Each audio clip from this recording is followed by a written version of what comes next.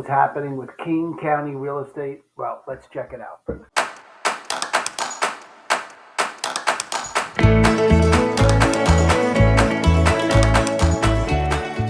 All right, we are looking at the last 5 years, count them, 5 years of supply and demand in King County.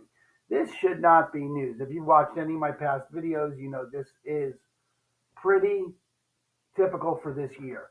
So what does that mean? Well, the blue is the demand, the number of homes that went under contract, off the market any given month. The green is the supply. Okay, same time frame.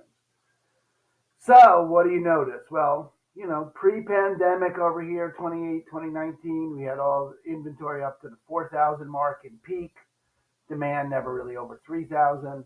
Then the pandemic comes along and interest rates go down and demand goes up and supply goes down, meaning prices go through the roof. And then last year, at the beginning, last year, at the end of last year here, demand went away. Prices started to get shaky because interest rates started to go up, and demand has just never come back.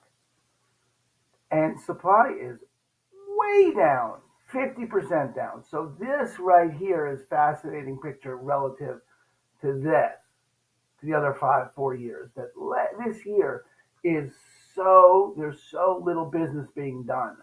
Half the amount of business being done. I can tell you that the realtors you know in your life are freaking out.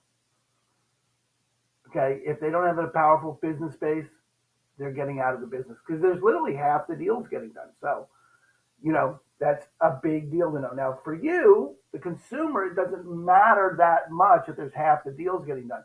There's half as many houses to choose from, and there's half as much demand.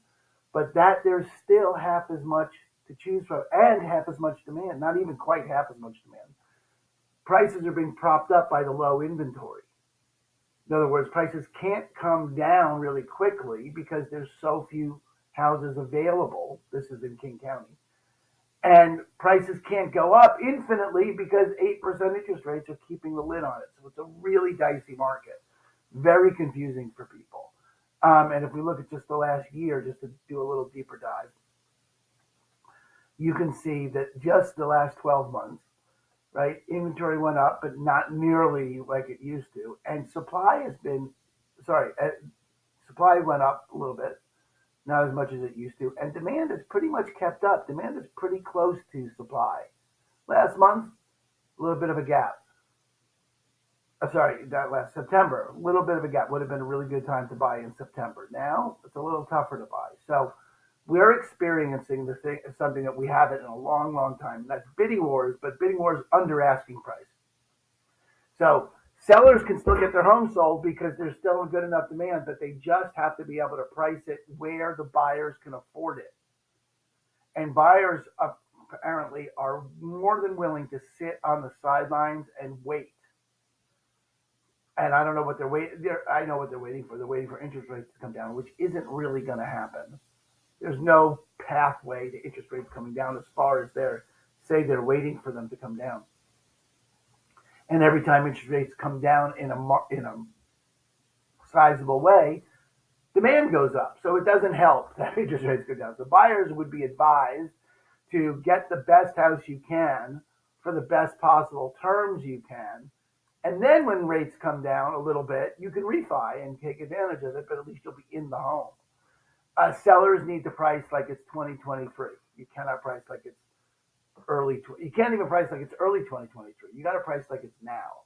And now is a really dicey time to price. You got to dance with it because you can't really tell what's going to happen.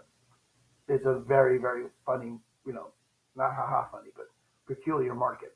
So if you got questions about your particular situation, give me a call. I'd love to walk through it with you, create a rational plan for moving forward with whatever it is you're dealing with, buying or selling. Let me know how I can help you. Aaron Hendon with Christine & Company over at eXp Realty. Party on, Wayne.